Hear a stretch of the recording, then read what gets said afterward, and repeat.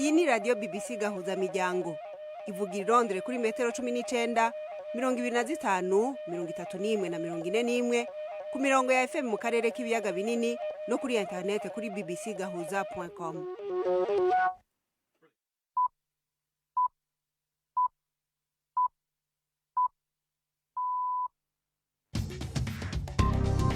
Ubu ni isaha 10 n'igice ku isaha mpuzamakungu ya GMT, isaha 12 n'igice mu Rwanda no mu Burundi, muri kumwe na Florentine Kwizera. Ndabaramukije kandi ndabahaye ikaze mwese abakunzi ba BBC gahuza miryango. Turi ku munsi wa gatatu itariki 15 z'ukwezi kwa kabiri muri 2023. Izi ni zimwe mu ngingo zigize ikiganiro cacu. Mu Rwanda urwego rusubiramwo rwa sentare nkuru y'Inyanza itimanza zijabuka imipaka rwafundikiye urubanza rw'abantu batandatu bahoze mu mugwi FDLR rwari rumaze igihe ruburanishwa na sentare y'Irahe mu rwego rwasigaye ruraca imanza zasigajwe na sentare ya Arusha yari yashiriweho u Rwanda. Urubanza rwa Felicien Kabuga rwakomeje kuburanishwa humvirizwa amasura abiramurega. Bamwe mu banyasiriya bari barahungiye muri Turikiya kubera intambara bariko barasubira iwabo muri Siriya inyuma yo guhura n'ikiza ca nyamugigima nkuko muja kuvyumva muri iki kiganiro. Tubafitiye n'ikiganiro c'abagore ndetse n'amakuru y'inkino. Iki kiganiro gihagarikiwe na Jacques Nitegeka.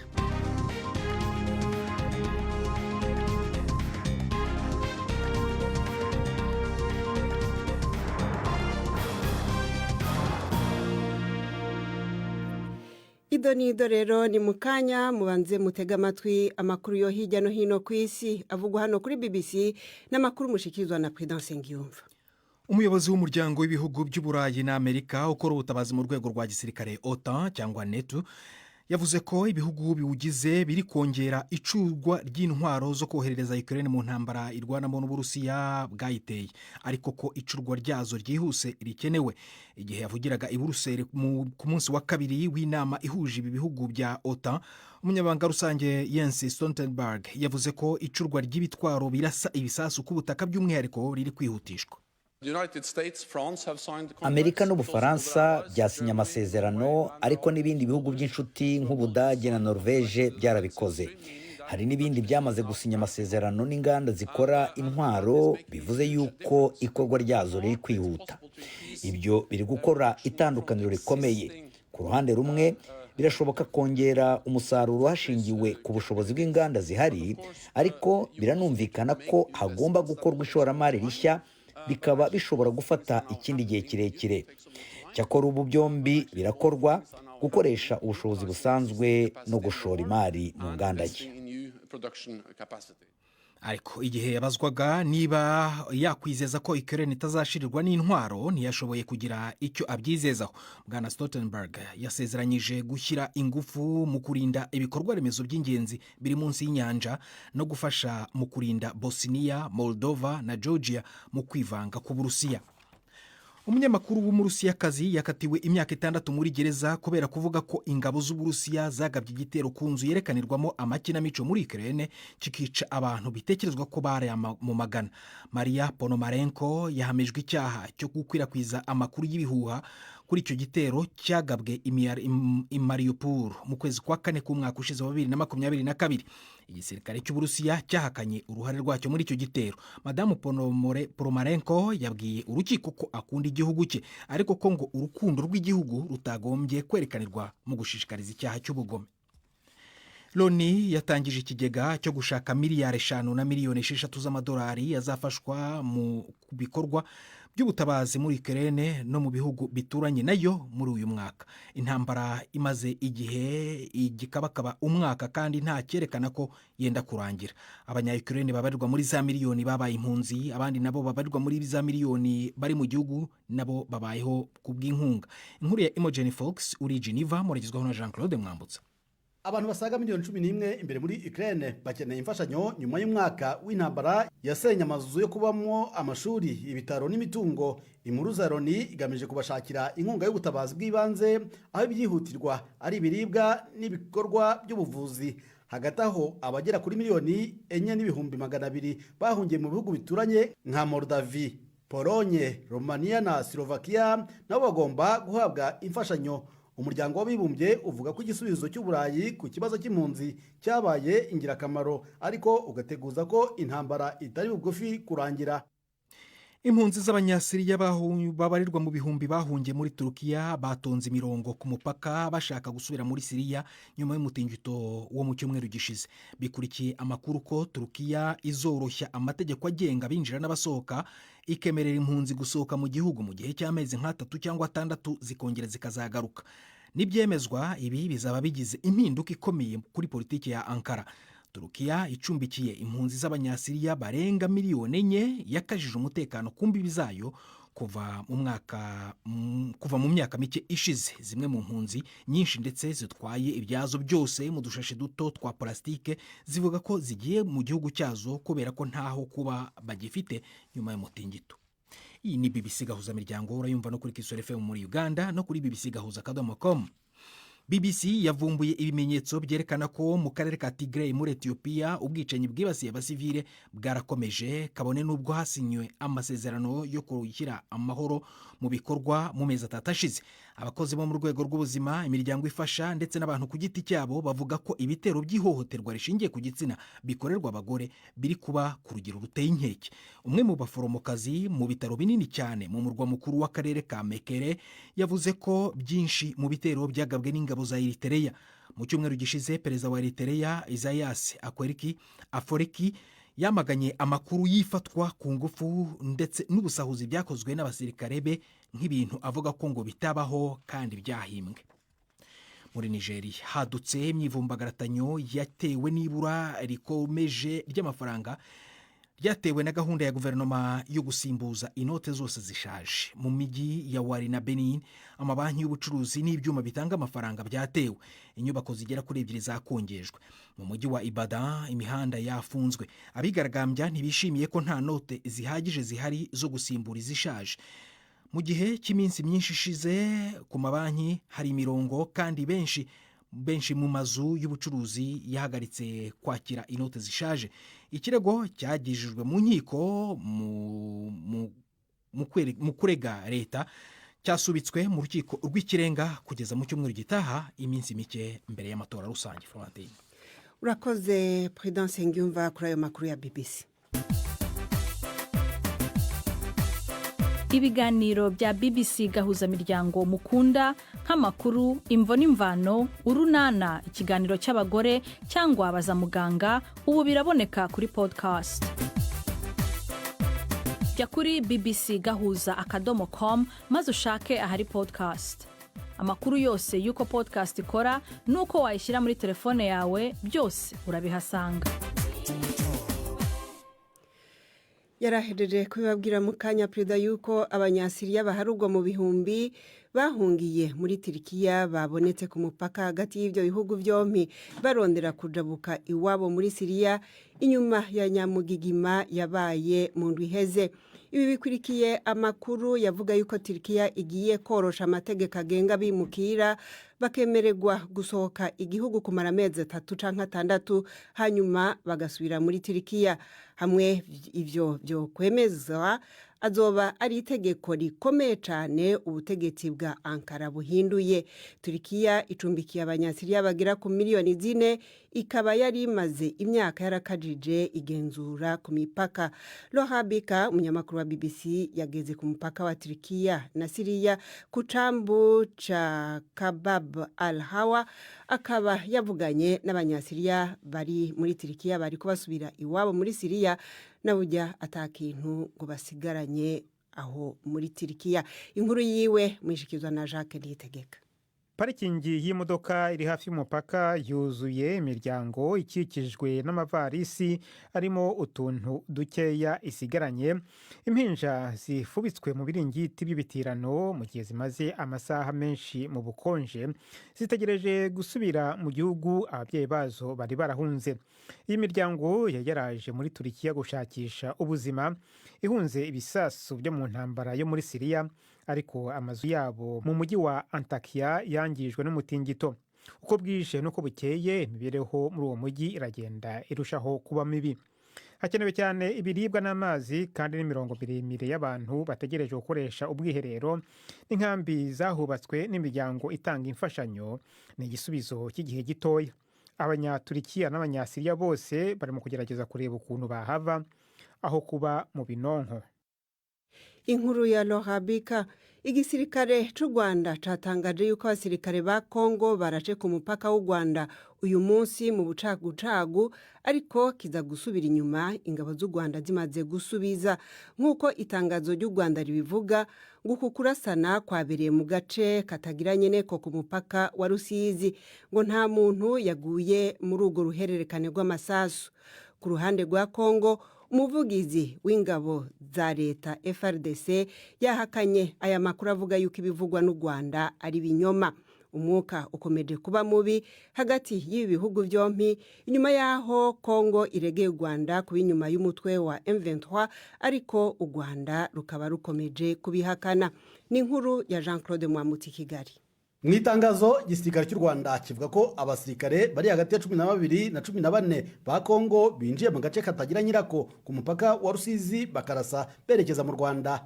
Igisirikare cy'u Rwanda kivuga ko byabaye mu masaha 10:30 za mu gitondo. Itangazo rivuga ko ingabo z'u Rwanda zahise zisubiza, hanyuma abasirikare ba FARDC bagasubira inyuma. Igisirikare cy'u Rwanda cyavuze ko nta nkomereye zabayeho muri uru ruhererekane rw'amasasu kandi ko ibintu byasubiye mu buryo. Itangazo rivuga ko igisirikare cy'u Rwanda cyasabye itsinda ry'ingabo z'akarere zigenzura imipaka kujya kugenzura ibyo cyise ubushotoranyi. Ku ruhande rwa Kongo, umuvugizi w'igisirikare yabwiye BBC ko aya makuru avugwa n'u Rwanda atari ukuri, ko FARDC itigeze irasa ku Rwanda. Lieutenant Mark Elongo uvugira FARDC muri Kivu y'Epfo yabwiye BBC ko haza gusohoka itangazo rya Kongo kuri iki kibazo mu gihe kiri imbere. Umwuka mubi hagati y'ibihugu byombi ukomeje gututumba mu gihe ubutegetsi bwa Kongo bushinja u Rwanda gufasha umutwe wa M23. U Rwanda ruhakana guha inkunga uyu mutwe, rukavuga ahubwo ko Kongo ikomeje kwiyegereza umutwe wa FDLR. U Rwanda ruvuga ko ari uw'iterabwoba. Hashize iminsi kandi u Rwanda rushinja indege z'igisirikare cya Kongo kuvogera ubutaka bwarwo, ndetse ko hari n'iherutse kuraswaho ariko igashobora gusubira ku kibuga cy'indege cya Goma. Ku nshuro zombi igisirikare cya Kongo cyahakanye ko indege zacyo zitambutse umupaka w'u Rwanda. Jean Claude Mwambutsa, BBC Gahuzamiryango, i Kigali. BBC Gahuzamiryango, tugeze ku isaha imwe ibura iminota 18 mu karere k'ibiyaga binini. BBC Gahuzamiryango Igoma ni kuri FM 93.8.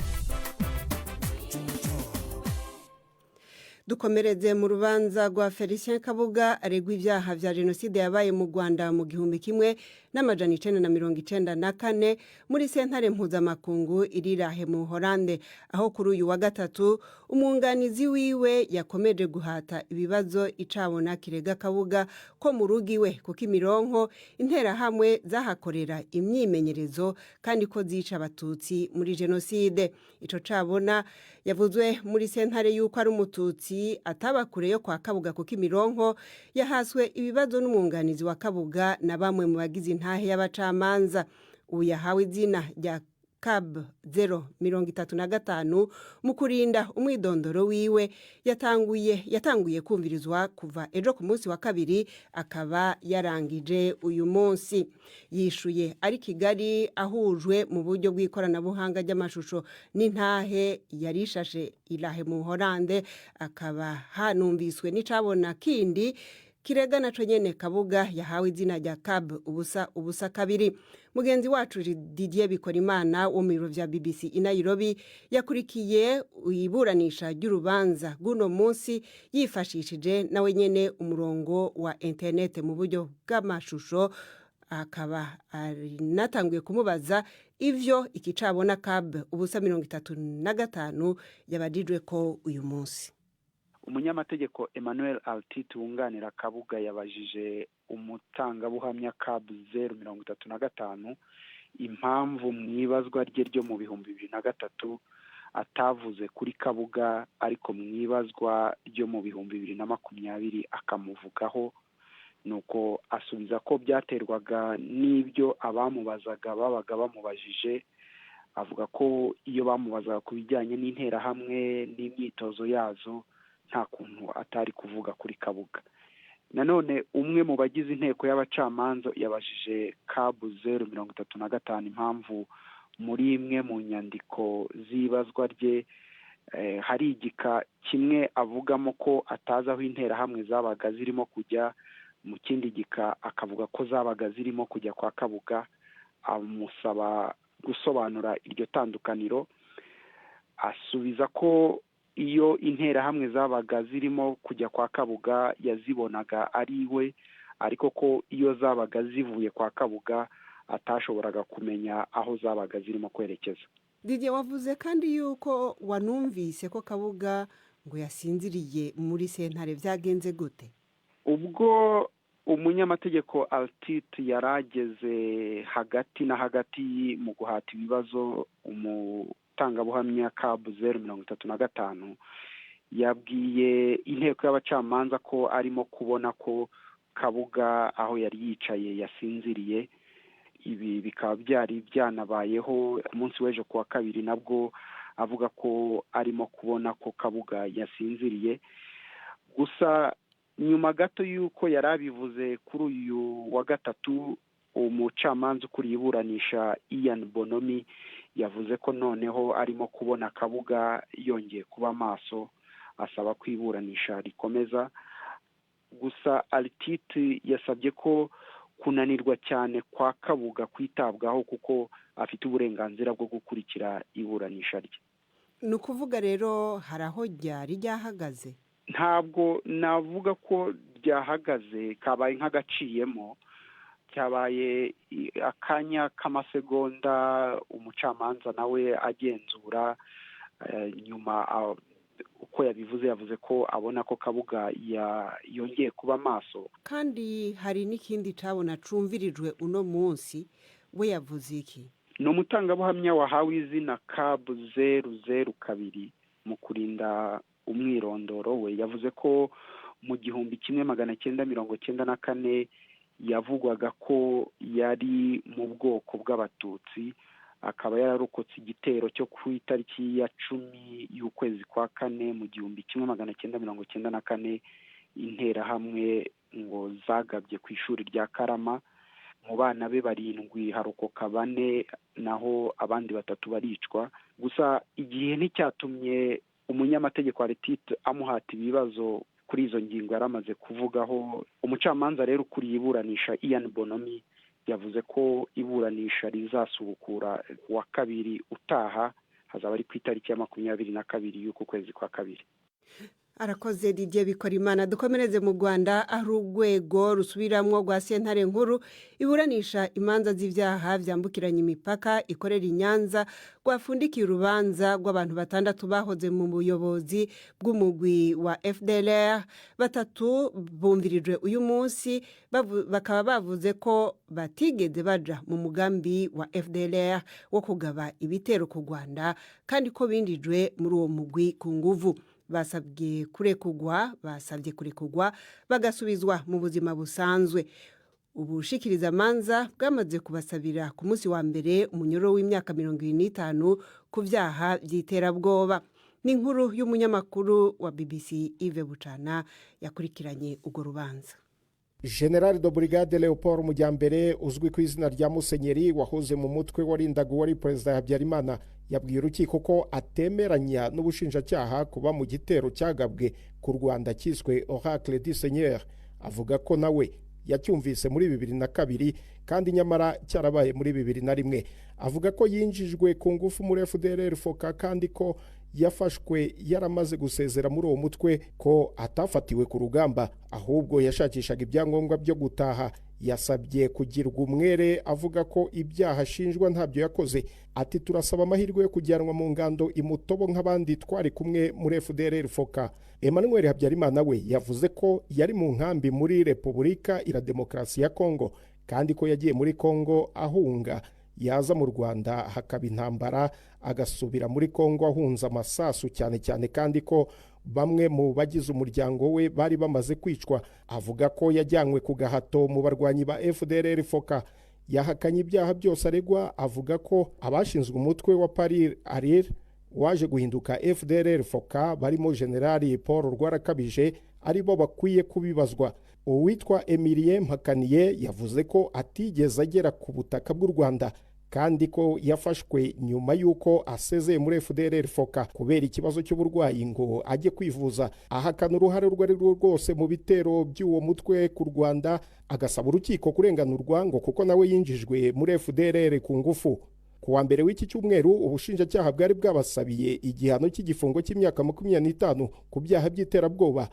Umwunganizi wabo Maître Bigimba Nkundabatware Felix yabwiye urukiko ko abo yunganira batabazwa ibitero byabaye mu Rwanda kuko byinshi muri byo byabaye barasezeye muri FDLR Foka, ibindi ngo bikaba bafunze, abasabira kujyanwa mu tobo nyuma bagasubizwa mu buzima busanzwe.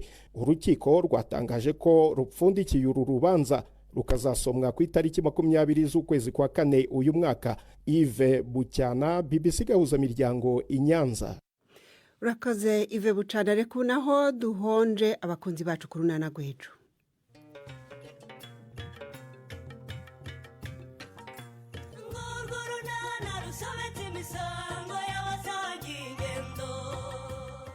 Mu kiganiro runana cyo kuri wa kane twabateguriye, ubu si byabaye ku nshuti zacu Petero na Mutesi si isomo rikomeye William. Nshobora kwibeshya ngo ndakundana nkaza guhora n'ibyabaye kuri Mutesi, ubwo koko ibyo bibazo nabikwiza hehe? Hanyuma se wowe mufite muzishimana kuri uwo munsi William? Ubu hari n'Imana ufite nshaka kumuha. Ego man. Akira ahubwo. Ego ko. Njyewe se ni 12:45 kuri BBC. Ntimuze mutangwe rero reka ubu naho mutega amatwi ikiganiro c'abakenyezi, ni ikiganiro tubasubiriramo.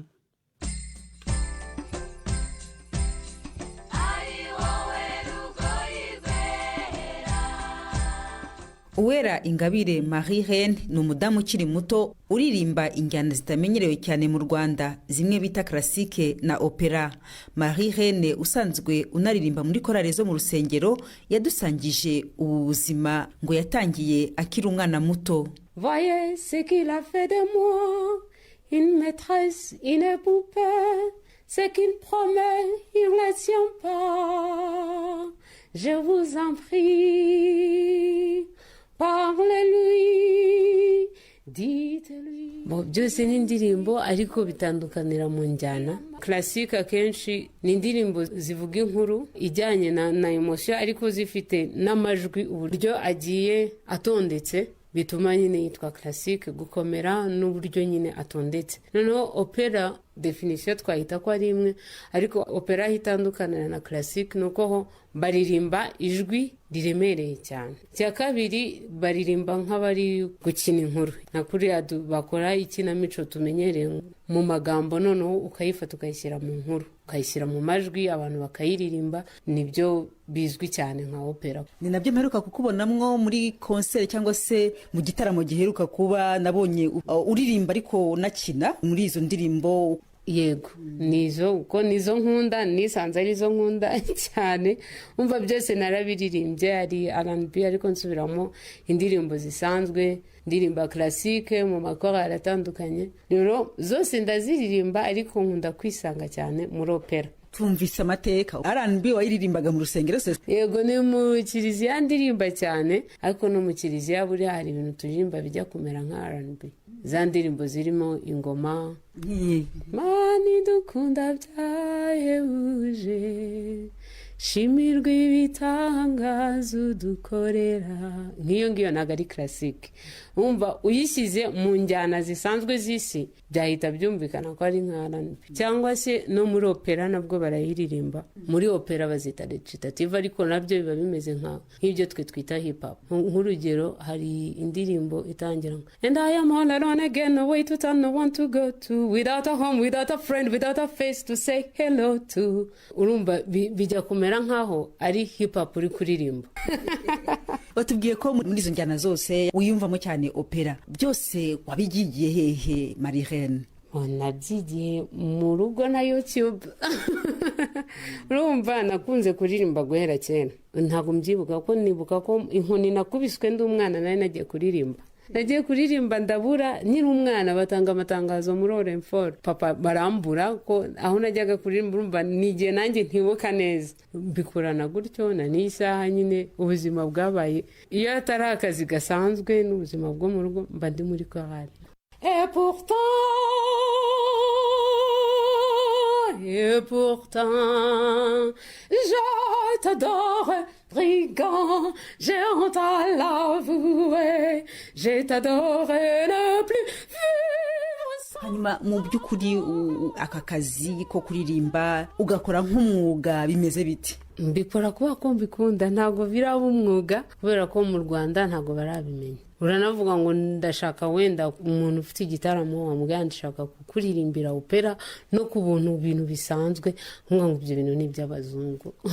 Urumva biracyagoranye ariko Imana mfite nuko mba muri chorale ibizi. Umva ko bagira ibitaramo, iyo bafite igitaramo urumva bagaragaza impano zose bafite. Rero urumva n'agace ka opera kazamo kandi sinjye njyenyine uzikunda uzi no kuziririmba, hari abandi twishyize hamwe tukaba timu twaba nk'abantu 20 cyangwa 30. Muri abo ngabo harimo abandi badami barahari, hari inzu babiri abakobwa ni bakeya koko bisaba n'umwuka kugorora ijwi cyane kurenza abaririmba indirimbo zisanzwe ko opera irakomera. Ikindi wenda kigorana cyane urumva nkanjye nagiriwe ubuntu bwo kwibaruka ndabyara nsanga nasubiye inyuma. Urumva iyo utwite diaphragme yawe ntabwo ibimeze kwa kundi, mu nda ntihaba hakomeye kwa kundi kandi bisaba ko mu nda hakomera. Ikikugora cyane ni ukongera kugaruka.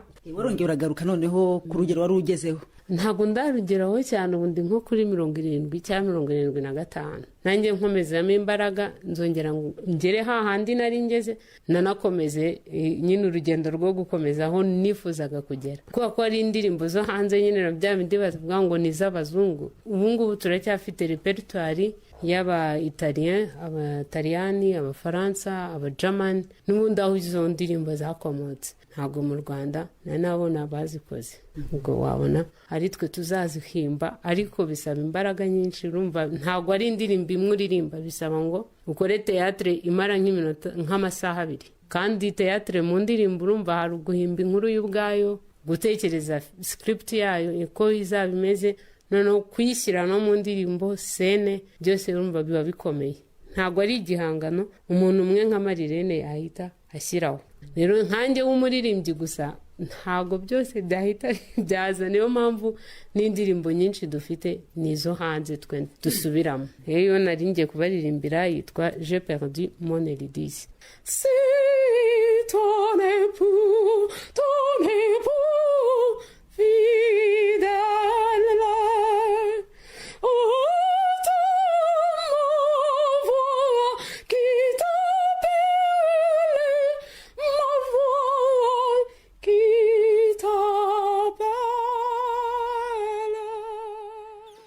akajwi ka Marie-Reine rero baganira na Yvette Kabatesi. Niko turangije ikiganiro cyacu kuri uno munsi, ariko imbere y'uko tubasezera nsubiza ijambo Prudence Ngiyumva.